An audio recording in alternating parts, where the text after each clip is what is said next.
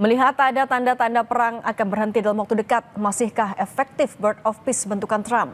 Inikah saatnya Indonesia mundur dari Dewan Perdamaian tersebut? Kita bahas bersama anggota Komisi 1 DPR fraksi PKB Syamsur Rizal dan Guru Besar International Relations St. Petersburg State University, Bu Kony Rahakundini Bakri. Selamat petang semuanya. Selamat petang. Assalamualaikum. Waalaikumsalam warahmatullahi wabarakatuh. Saya ke Deng Ical dulu ya, Deng Ical. BOP ini kan cita-citanya perdamaian, tapi ketika ketuanya melakukan serangan dan hingga saat ini kayaknya belum ada tanda-tanda kesepakatan dengan Iran, masihkah BOP ini efektif sejalan dengan cita-citanya?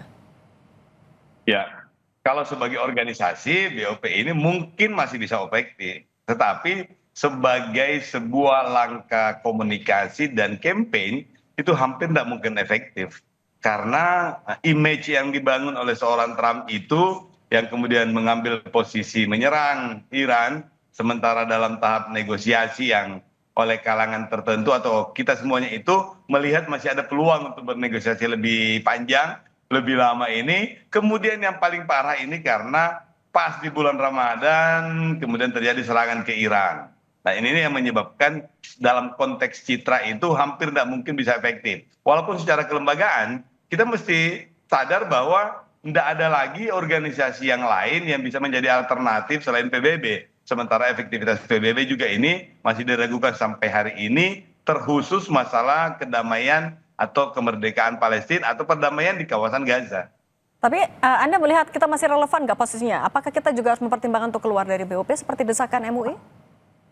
Iya, pertanyaannya itu juga bisa dibalik. Kalau kita keluar ngapain aja? Jadi sama-sama ada plus minusnya. Kalau saya secara pribadi menganggap bahwa keberadaan kita bisa saja tetap di situ, tetapi fungsinya jangan terlalu berharap banyak. Jangan terlalu membuang banyak energi, tetapi kita tetap dalam pusaran diplomasi dan informasi-informasi yang pertama. Ya. Oke, kalau gitu Bu Kony, kalau misalnya kita keluar pertanyaannya kita terus ngapain? Nah tapi juga Bu Kony, kalau sekarang kondisinya Amerika Serikat lagi panas dengan Iran, kemudian kita keluar begitu saja dari BOP, akan ada dampak nggak untuk Indonesia? Kita aman-aman aja nggak? Begini, kita balik dulu nih, asalnya dulu apa? Kenapa Indonesia terlibat dalam BOP ya? Pertama kita klarifikasikan mandat kita. Mandat kita tuh jelas untuk defensif ya kan? Terus memastikan bahwa ROE-nya itu defensif dan kemudian memastikan legal review-nya kuat. Tiga ini aja udah lemah. Nah, artinya dari awal sudah bilang kita mesti memikirkan tentang exit strategy. Karena kita itu harus keluar dengan cara terhormat. Kebetulan, saya ngomongnya jadi kebetulan nih, terjadilah sekarang serangan terhadap Iran. Dan inilah yang sebenarnya menurut saya menjadi pintu exit door terbaik. Karena gini ya, dalam studi keamanan, label itu tidak menentukan realitas. Boleh aja di namanya Board of Peace, tapi de facto dia bisa menjadi Board of War. Begitu ada operasi bersama, begitu ada integrasi komando, begitu ada penggunaan pangkalan untuk strike, maka secara fungsional sebuah forum damai itu berubah menjadi arsitektur perang. Sekarang kita bicara siapa membernya BOP. Di situ ya negara-negara yang sudah menyediakan pangkalannya ada Qatar, UAE, Bahrain, Kuwait, coba sudah ada. Artinya negara-negara itu sudah terlibat. Jelas ada Israel, udah pasti. Jadi dari situ saja sudah ada 7 negara yang sudah terlibat masuk ke dalam war gitu. Nah, apakah sekarang sudah melakukan serangan militer bersama? Mungkin masih baru terpisah. Tapi apakah kemudian komando dan sistem tempur sudah terintegrasi? Mungkin sedang dalam proses terintegrasi. Tapi yang sudah pasti pangkalan negara anggota sudah dipakai untuk operasi ofensif terhadap Iran. Tapi Bu Kony, kalau kita mengambil momentum ini untuk keluar dari BOP, ada dampak nggak buat Indonesia? Sekali lagi gimana? Kalau kita mengambil momentum ini untuk keluar dari BOP seperti standing point ini bukan itu, kita mendingan keluar. Aman nggak tapi posisi kita sebagai negara? Justru aman karena Indonesia bisa kembali kepada jati dirinya. Jati diri Indonesia itu kan dia bebas aktif. Ketika dia masuk ke dalam BOP yang waktu itu masih kita percaya masih Board of Peace ya kan.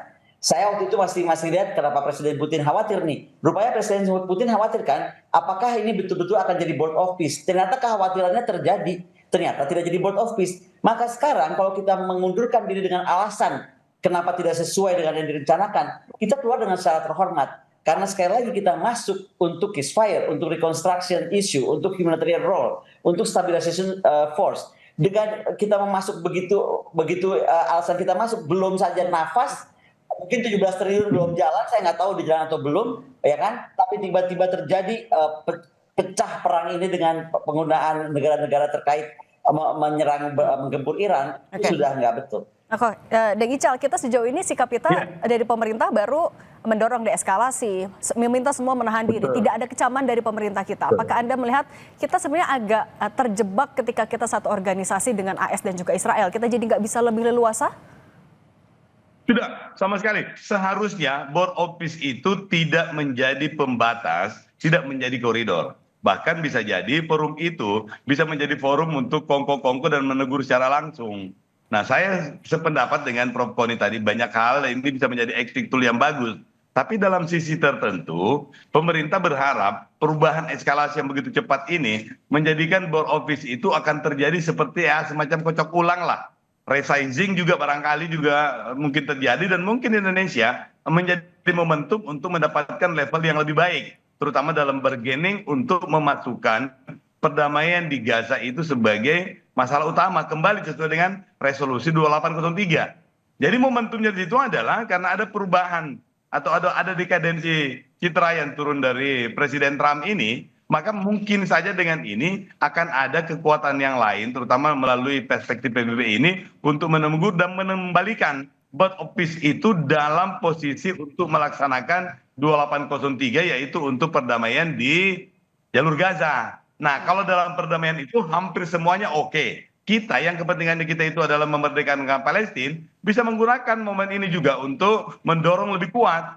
Nah, itu yang saya maksud bahwa kita mesti wait and see, sekaligus juga Kementerian Luar Negeri, Menteri Pertahanan ini melakukan komunikasi lebih baik lagi dengan Sekjen PBB, dengan beberapa pihak, sehingga kita menemukan behind the scene yang tidak kelihatan di situ. Karena kita ini belum tahu, rakyat kita belum tahu. Tetapi yang kedua adalah apa yang menjadi catatan komisi kami, itu adalah bagaimana setiap etape, setiap perkembangan aktual ini mesti dijelaskan secara lebih transparan kepada masyarakat Indonesia. Kenapa? Karena apa yang dikeluarkan oleh Majelis Ulama Indonesia itu bisa merangsang perkembangan opini yang tidak bagus untuk political domestiknya kita di Indonesia. Dan yang paling parah itu jangan sampai nanti kepercayaan masyarakat terhadap pemerintah itu berkurang. Kepercayaan terhadap Prabowo itu turun, itu bisa menjadi masalah lebih besar lagi ke depannya. Nah, oke, kalau itu kita juga harus menjaga marwah hubungan internasional kita di dalam negeri. Nah, kemudian juga tapi Bu Koni, kalau kita membaca karakternya dari Trump sendiri, mungkinkah kita akan bisa mundur tanpa ada konsekuensi? Konsekuensi itu ada, tapi kita mesti pikir juga kalau kita memikirkan terlalu terhadap Trump, apa implikasi besar kita gitu. Kita punya implikasi lebih besar daripada Trump. Satu, BOP itu tidak merepresentasikan mayoritas kekuatan global. Jadi dia memang sudah dipersepsi sebagai, like it or not, dia sudah dipersepsi sebagai learning mechanism dari Western society gitu.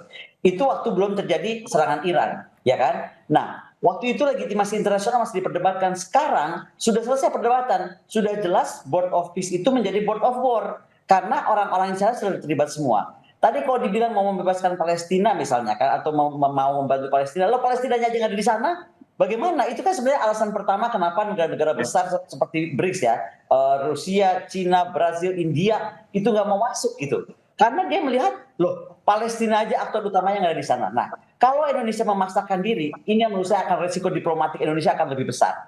Pertama, ini akan sensitif terhadap persepsi dari politis bebas aktif kita yang ternyata dianggap bergeser. Dan ketika BOP itu dipersepsi sebagai Western learning mechanism, maka citra gerakan memblok kita tergerus.